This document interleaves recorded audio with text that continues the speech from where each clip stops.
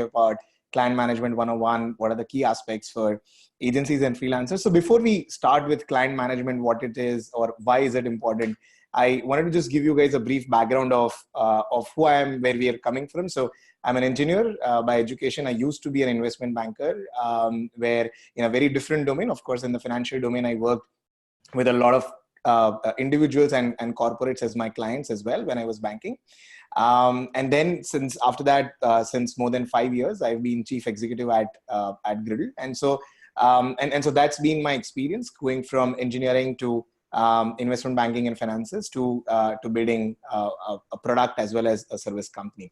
And so this presentation is basically written from our experiences as an agency when we used to be that, and with some research that one of our colleagues, Hiren, has helped me during the past couple of weeks.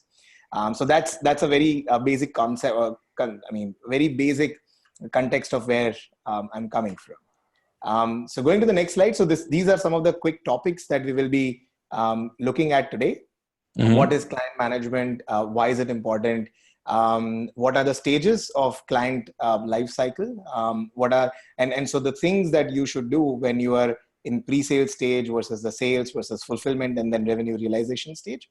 How do you actually empathize with your clients? What are the key aspects? That will be our concluding slide, and then we'll open up to questions if there are any. So this is broadly what we are going to go through today. And so yes. So it's important to understand client management in context of services companies or agencies or freelancers, right? So if you're a product company, it's kind of binary. You want to talk about value of your product, but the customer is either going to buy it or not, and so the features or the benefits of your product stay as is. However, as an agency, you're essentially in the business of renting out you or your team members time and experience, right? And so more often than not, you're selling things that are subjective in nature. So you're selling your ability to design, you're selling your ability to craft a great marketing plan or an outreach plan, you're selling the ability to build a mobile application and so on and so forth. And these are very, very subjective things in nature. So there's no real way of figuring out what exactly is the value of the service that you're offering. So the same service out there in the market could be available for $10 an hour and could be available for $25 an hour as well. So there's a huge disparity. And that is where client management becomes really important, right? Because you're not selling something that's fixed in its price, you're selling something that's fairly subjective. And so client management is essentially taking the responsibility of all the aspects of your working relationship with your clients, and ensure that you deliver the highest quality services up to the satisfaction. So that's what client management is in context of a services company, mm-hmm. right?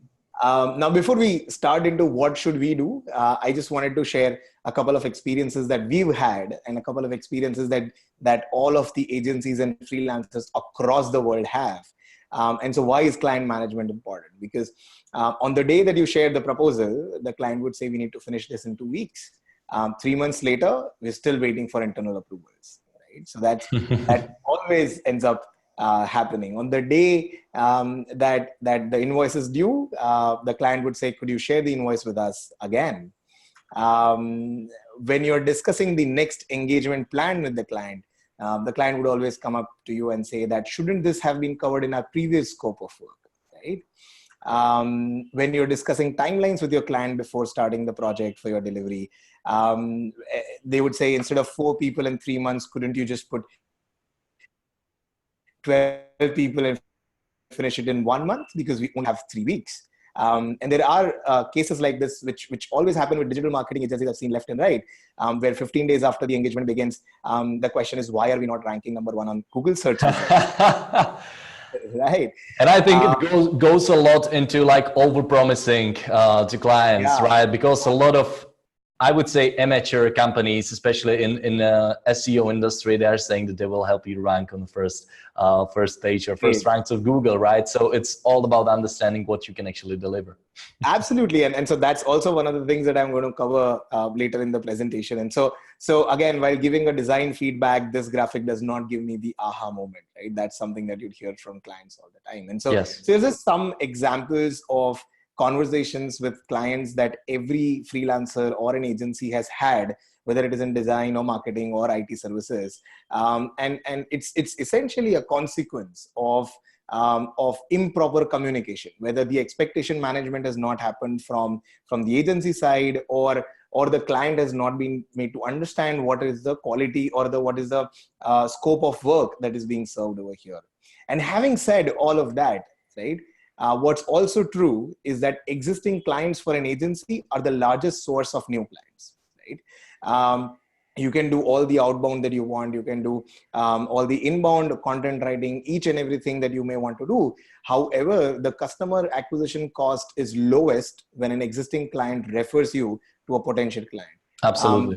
The conversion time is lowest when an existing client refers you to a new client. You'd see that the amount of pain that you as an agency have to go through when you're being introduced as an existing vendor for an existing client to someone new is much less. And that is where also client management becomes important, right? So these are just a couple of, please go ahead. You're saying something. And I would like to point out here that not only like leveraging referrals by existing clients, but repeated business to existing clients is one of the best ways to increase revenue of your agency, right? So have the process in place where you can repeatedly sell to existing clients. Not that you will just deliver one project, but you will sell them multiple times. Absolutely. And that's also really key because in any agency business, getting a new client is 30% more expensive than retaining an existing client, right? Mm-hmm. And so that's also an important thing to consider. So if you look at stages of a client lifecycle, right? It starts right from when it is in pre-sales, where it has just entered your lead pipeline. So they've heard about you at an event or through a Facebook post or they've just wandered off onto your website and you received contact information of a particular individual. And so you've started having a very lightweight conversation with that potential client. And so at that point of time, what's really key is to understand three things, right? So what are their needs? What are the timelines that they're looking at? And what are the budgets that they have? And all three of them need to fit what you're offering, right? You cannot, it's not like a multiple choice question where one of them is true, or if one of them fits, the others will see what happens in the future. All three, if you should be able to fulfill their needs, you should be able to do it in the timelines that they want, and you should be able to do it in the budget that they want. It only makes sense to move it to a qualified lead, or we're engaging into the next stages of proposals and estimates and so on and so forth, where you've already understood whether there's a right fit, right? Else you're just wasting the time of the salesperson and that, of course, of the client as well. When we move to the next step, which is where proposals and estimates and all of those things and contracts that you sign become fairly important. It's where we need to highlight clearly what your value is, right? So as an example, if I'm a company that offers mobile applications, that offers to build mobile applications, then one of the things that's really important for me to communicate to my customers is just that I will not only build the mobile application, I will also bring the best practices that we've learned over the period of building 25 other mobile applications to this one, right? So what's other value apart from what you're already supposed to deliver that you are going to bring to this particular project or to this particular client, right? And so that becomes really important when you are sending across your proposals. And I'll be talking about proposals, I think, in the next webinar that we have tomorrow, where I'll be highlighting and deep diving a lot more on this particular aspect. Then the next step is the fulfillment part, right? Which is basically where you convert the client, you start the project, and then you've kind of got to deliver on whatever you've promised. So here the key thing that becomes important is to make sure that you deliver what was promised when it and at the time where it was promised, right? So yes. A lot of times timelines from the client side are very, very important. So they may want to launch their platform before Christmas. They may want to have a digital marketing play already going on before Thanksgiving, and so on and so forth. And so it's not just important to deliver what was promised, but also when it was promised. And so and I'll cover this at a later point when we talk about fulfillment a little more in this presentation. But as to how do you make promises to your clients as well. And then the last part is revenues. And so a lot of times what we as agencies do is that we give them a payment plan for the work that we've been given without looking at the larger cash flow for the organization, right? So my company, as an example, if I have 15 people maybe working on 3 projects or 4 projects at once, there will be times, or there will be months when I have double the cash flow than I need. And then there will be months where I don't have any cash flow or any cash coming in from any clients. And that should not be the case, right? So internally for ourselves, as an agency, it's important that you plan your realizations, not raising of the invoice.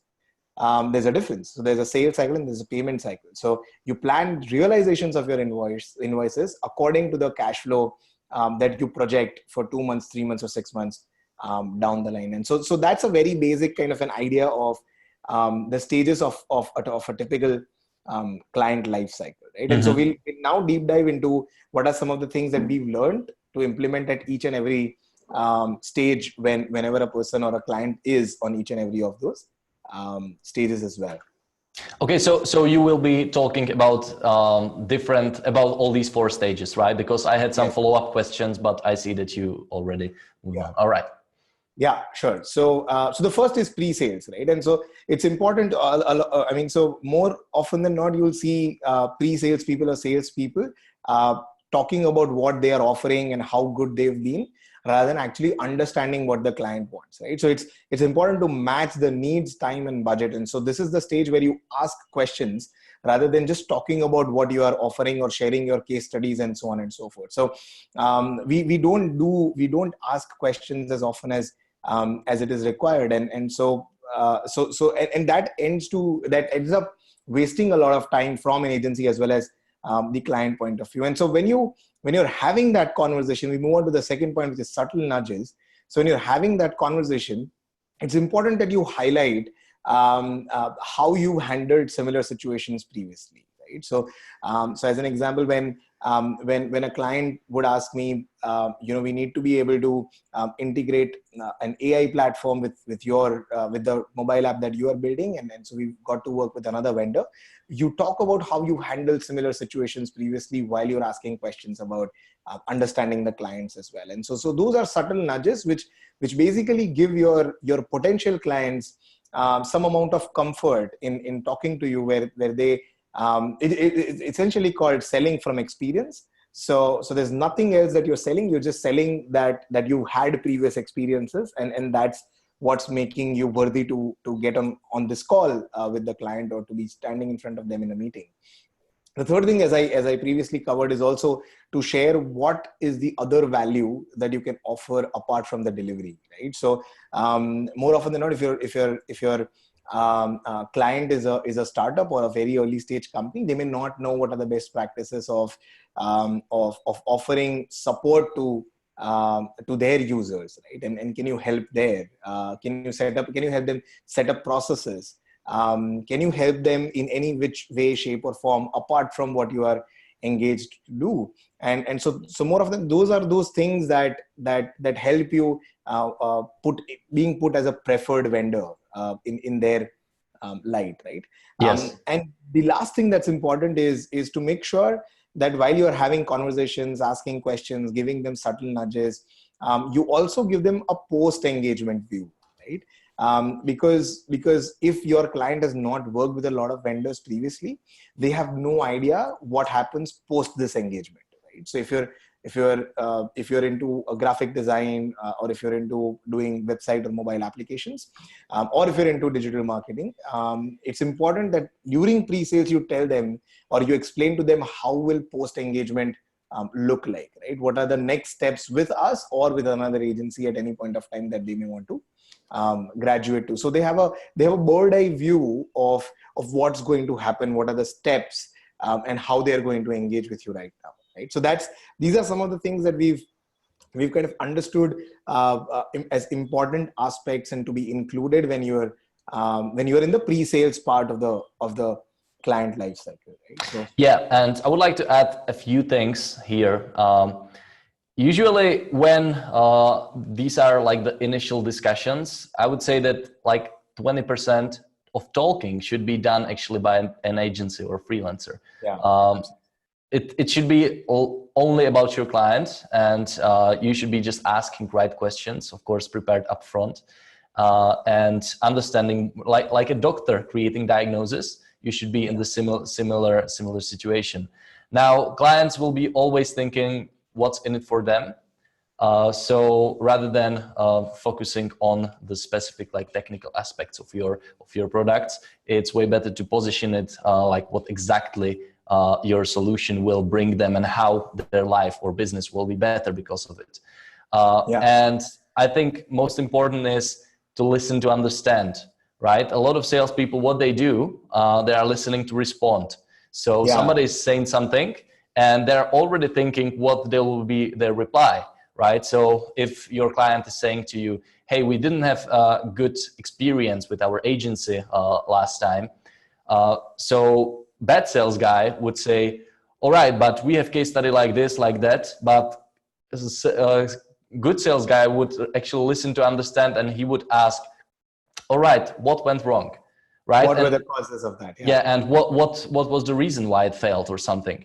And believe it or not, clients will tell you completely everything what they need from A to Z. If you know the right questions to ask, you can, with one interview, you can figure it out everything, or what they need to deliver, what extra value they need, and so on.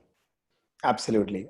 And so I completely agree with you there, and great analogy about the doctor. Right? I'm going to use that for myself as well, and with training for our sales teams as well as and when they go. So you rightly pointed out, they wait for you to finish the sentence so that they can speak next, right? It's not to learn, understand, and absorb. So that's really important.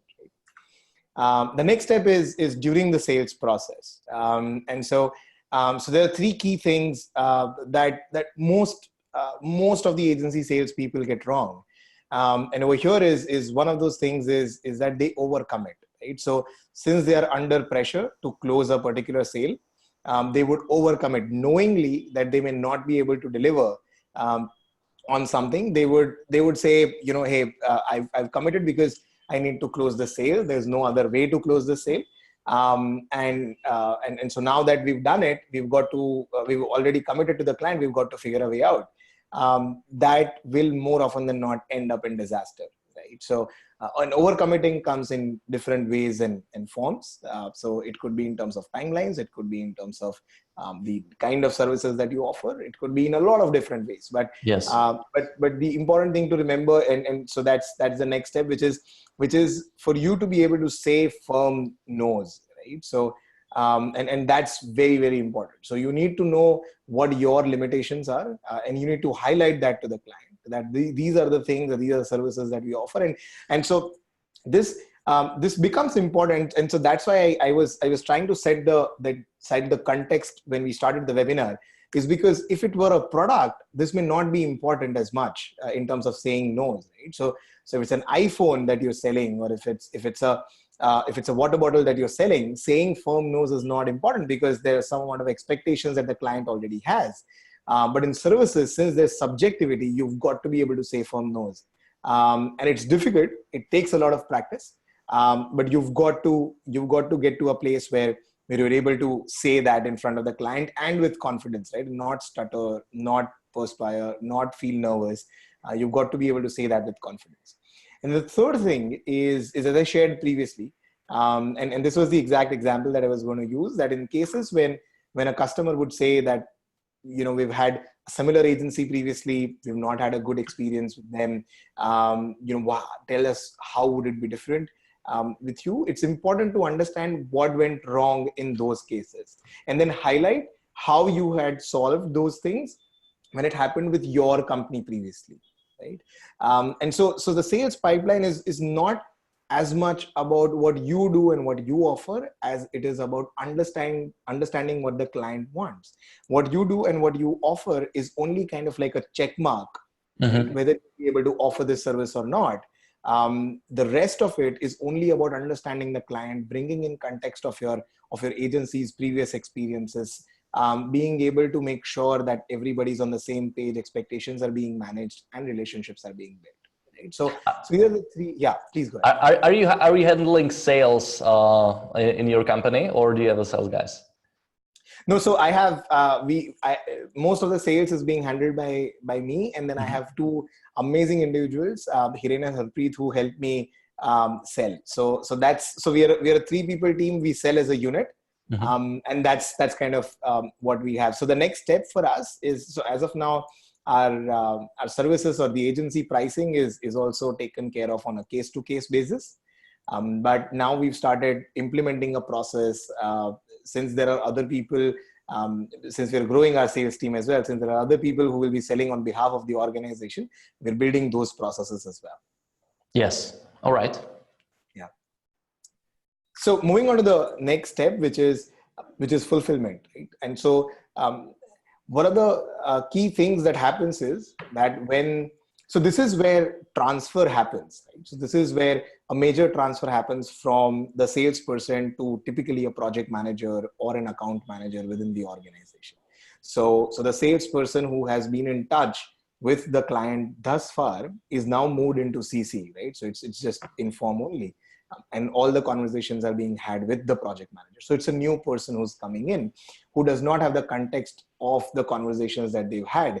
They of course have the minutes of meetings. They of course have the briefings, but more often than not, they've not been present in those meetings. So they do not completely understand the client through the act. So the core thing that where agencies falter is that they do not offer updates to the clients enough.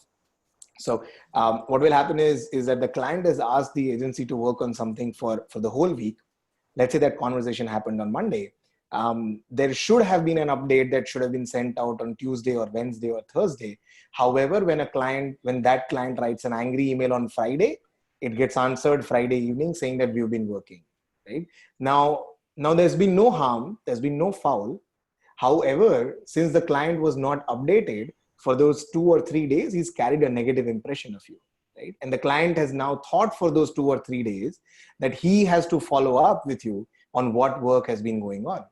And that's the emotion that you may want to avoid.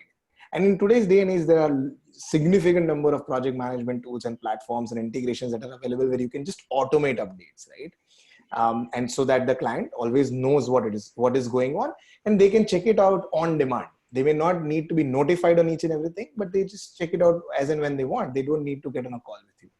The second thing that we've understood while fulfillment is going on is that when you figure out what is the scope of work at that point of time, the client may not have visibility of some of the new things that may have been involved after the project has started. Right? So as an example, if you're a design agency and you started designing a website, the client agreed to a scope of work of, let's say, 25 pages, and you list down all the pages that these are the pages that you've got to design for them. They may not have thought that we may need a VR hiring page, right? And so that gets added to the scope. Similarly, for a technology product, there are examples in each and every agency. And so it's important, as soon as the change or the change request comes, you flag it and you highlight it that this was not a part of the SOW, and just let them know that this was not a part of the SOW. You may include that, and you may do it for free just to offer that as a service, or you may charge extra for that, whatever the case may be, but they need to know that this was not previously as a part of the SOW as well. The third thing is that 80% of the questions that you get from your clients, and this is true for even SaaS products, right? And so I'm sure SyncSpider founders or any other Personalize founders will agree with me on this, is that 80% of the questions that you get from your clients or your users are just trying to ask you simple questions. Right? They are not difficult to answer. They are just because a user thought that I don't want to figure it out on my own. It's a chat button right there, or there's a WhatsApp icon, or Facebook, whatever the case may be. They just wrote a question and sent it out to you. And so you've got to be paranoid about the support that you offer. You've got to be able to answer those simple questions or harder questions as quickly as possible. If you do not know the answer, bring the person who's supposed to know the answer. If that person's not available, tell them that we do not have a person available right now, but we'll find the answer for you. The client will appreciate getting a response from you, even though that's not the answer. The client will appreciate hearing back from you than not hearing at all, right? So never ever wait for the good news to call up the client, right? So whatever the case may be, respond to them quickly and be paranoid about that, right? So that's important to make it as a part of your organization culture as well, that everybody's got to be responding to the client at the first convenience that they have, right? The first moment that they have. And why do you call it paranoid? Because every other word, I mean, so be prompt with your support, be fast with your support. All of those words do not convey the emotion. You've got to be paranoid about the support, right? You've always got to have your support chat open. You've always got to check for notifications on Facebook if there are comments on the PitchGround photograph, and so on and so forth. You've got to be really, really paranoid about that. And so because that conveys not just the answer, but it also conveys an image that these people are involved, right? It's not some random guy who's built a product and we're left without any answer. So it's that's important. And then the last part is taking constant feedback, right? There may be cases where different at different stages of the life cycle, different people lose contact. However, there has to be an account manager who takes constant feedback from the clients as to what's been working, what's not been working, right? And in some cases, the expectations may not have been managed, or they may be unrealistic, and that's fair. But logging and taking feedback is absolutely mandatory, and it's absolutely important, so that at a later point of time, you can do a review of what went wrong. And so those feedbacks are essentially your items for creating processes when you scale up, right? And so that's important that it be done while the fulfillment is happening as well. When and how would you be taking this feedback? So typically it would be before any major delivery that's happening.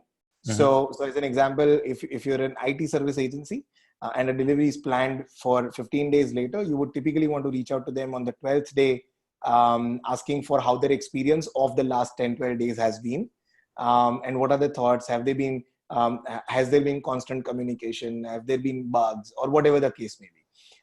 And just after the delivery has happened, right? So just after the delivery has happened, what do you think? What are your thoughts on the designs that we've submitted, or what are your thoughts on the recent hike or the recent dip in the number of users that we've got as a digital marketing agency?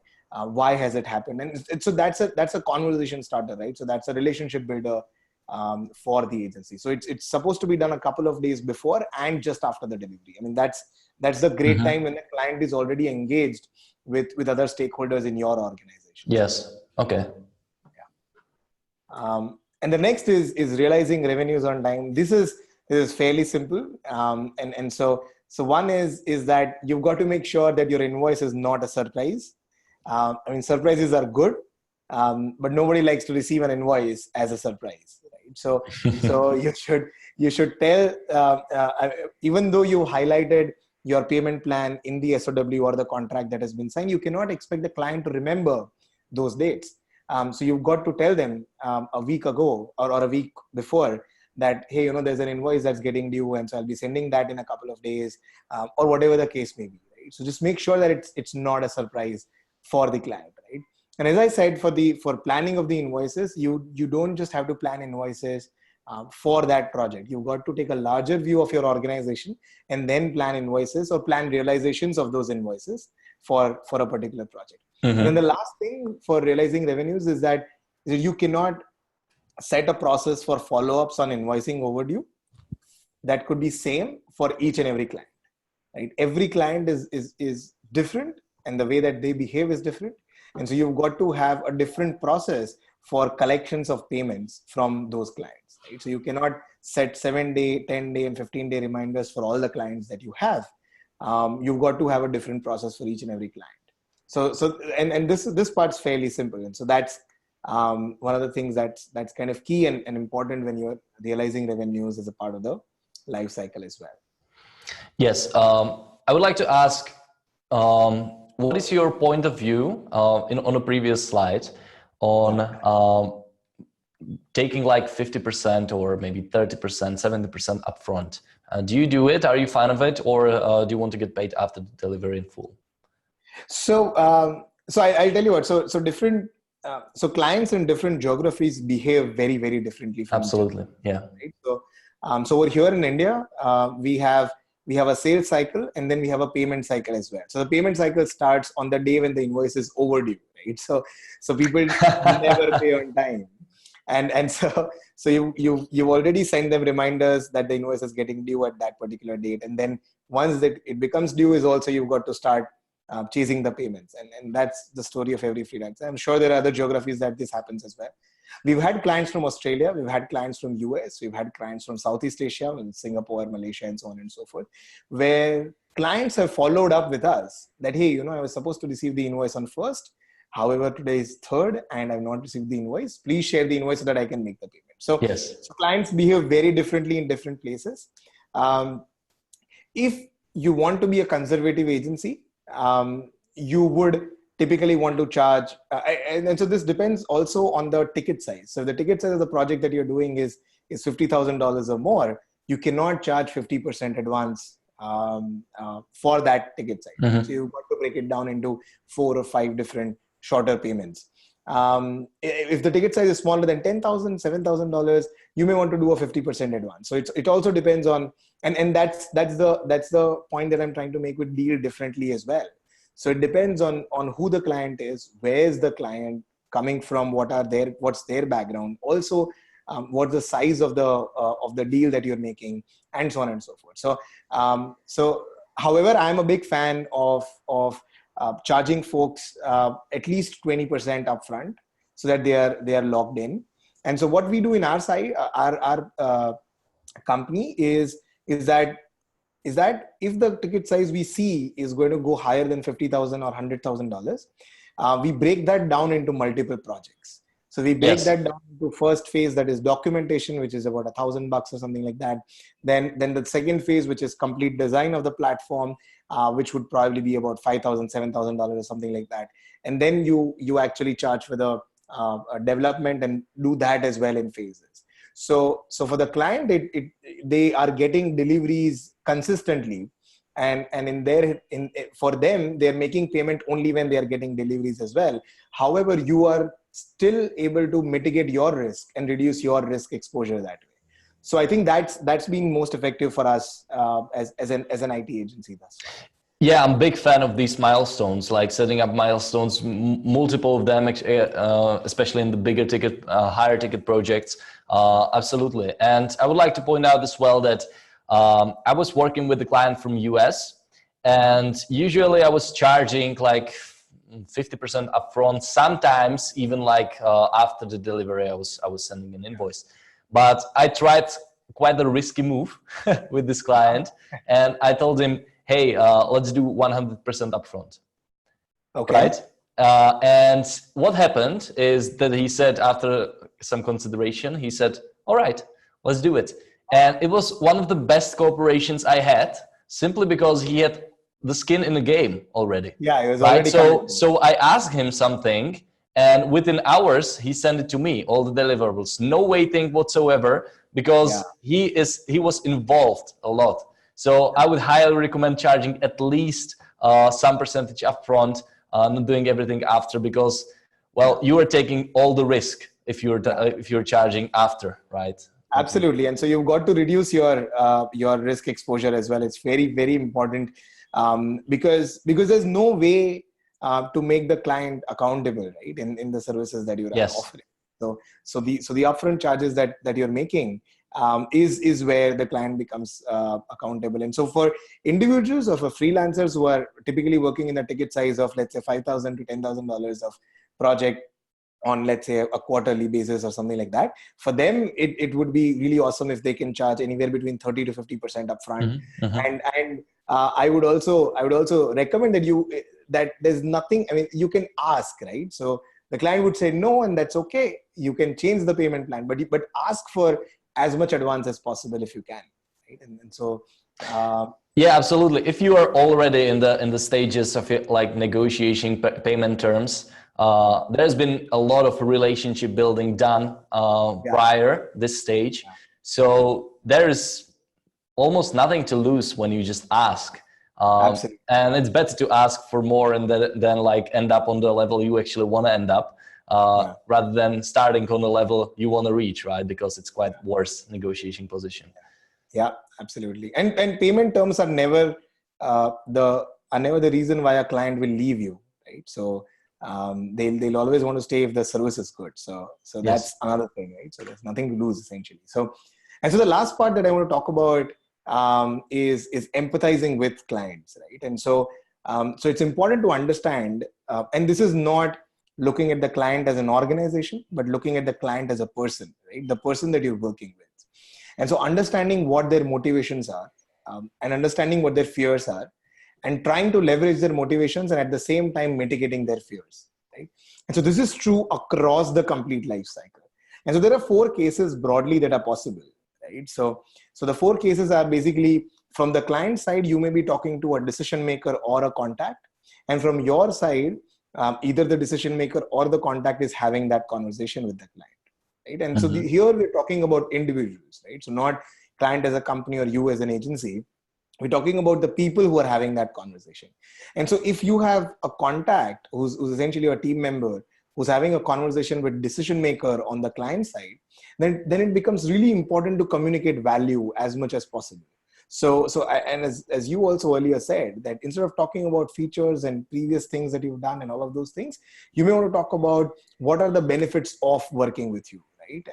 And so you communicate what's the value that you'll be able to offer.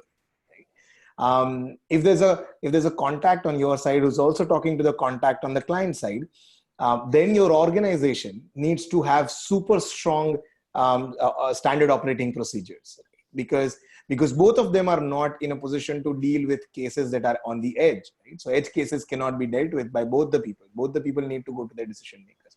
So there have to be super strong processes on your side to be able to deal with any edge cases that might arise during the project. If your contact is having a conversation with a client contact and no decision makers are involved in direct conversation with each other. However, if you as a decision maker are also involved with the decision maker on the client side, then your core value becomes flexibility, right? Because both of you are just a phone call away or just a mail away. And so it gives a lot more comfort to the to the client side decision maker to be able to just call you and talk about what problems they have. And it becomes very easy for you to be able to accommodate their client. So this is the super stage to be in. This is the best place to be in. However, that's not scalable, right? But that's where the easiest execution of a project happens. And then if the decision maker of the agency is talking to the contact on the client side, so let's say if the client is a large organization, then communication is super important. So you've got to make sure that everything is written and everything is approved and everything is agreed upon.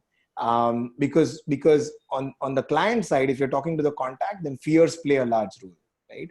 And so there are different weightages.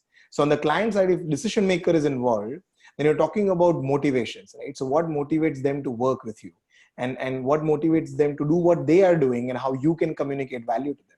However, if a contact from the client side is involved with you, then there are much more of fears rather than motivation, because if they goof up, then it's their job on the line, right?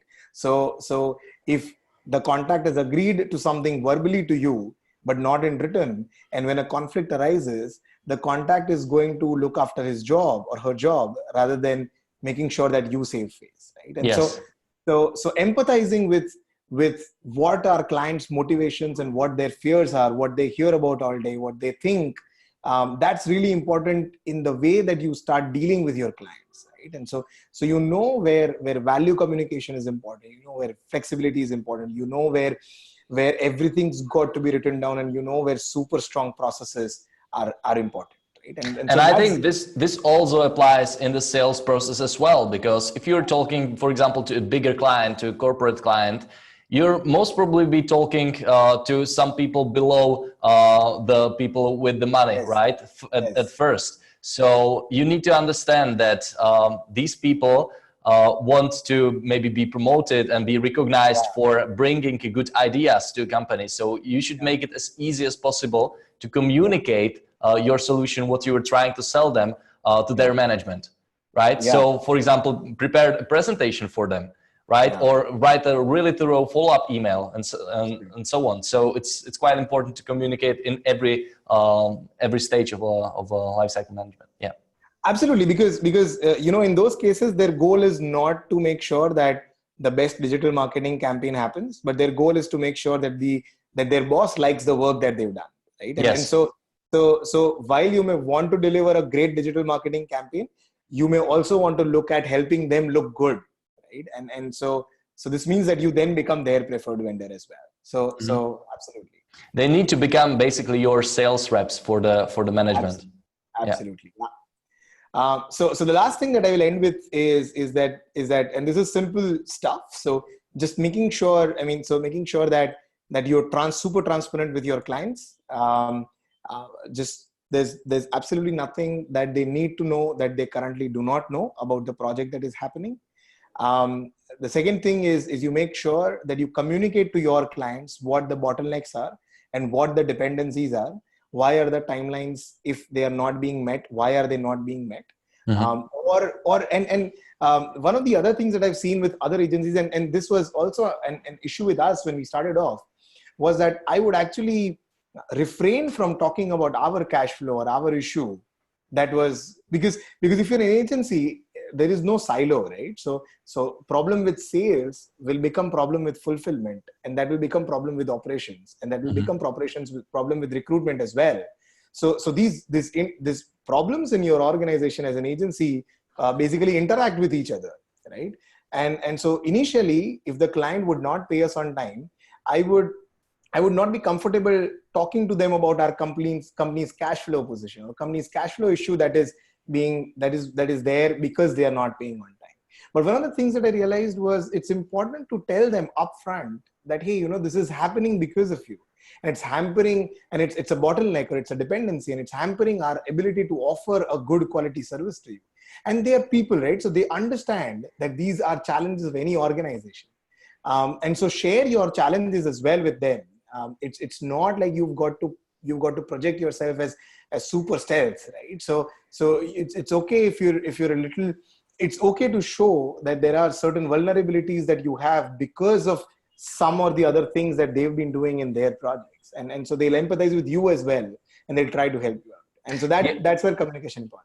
Yeah, I mean, people connect more on a character flaws level. So I would definitely share them because it will, in the end, even though it might not be like really pleasant to share at first, in the end, it should make your relationship stronger. You build a connection, right? Yes, exactly. And then the last thing is just managing expectations. And this is not just for client management. I think expectation management is the key to happiness.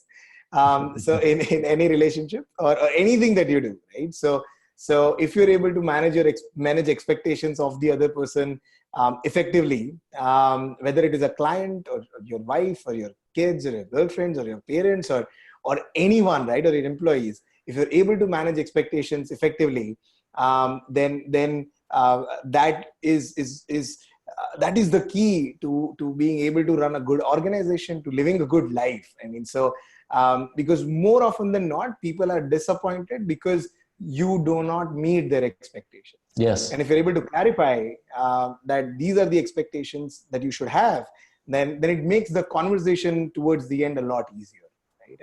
And so it is only to achieve this expectation management piece is where saying firm no becomes important, or understanding the client and their needs becomes important, and not overcommitting also becomes super important. Right? Yeah, and we are going back to like a SEO agency promising to a client to rank them on the first ranks of Google within a month or within 2 weeks, because that's clearly not good expectation, and it's a short-term thinking to really close the client and sort of like fake them into making the decision.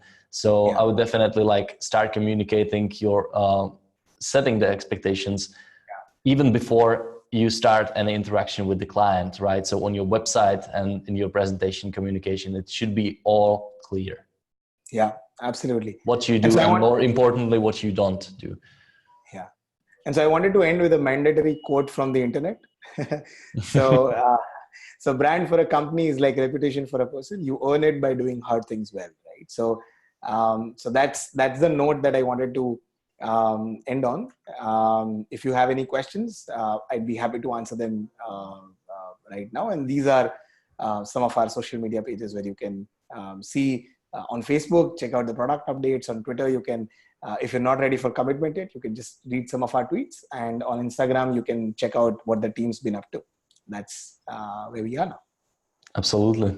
All right, guys. So if you have any questions about client lifecycle management and managing your client effectively so they pay on time and they are happy clients and refer more clients to your way, right now it's a great time to ask. We are here with Yash, who is the founder and CEO of Griddle One, which is a client lifecycle management tool we are launching soon on PitchGround, to be specific, on October 29th. So if you have any questions whatsoever, feel free to ask right now.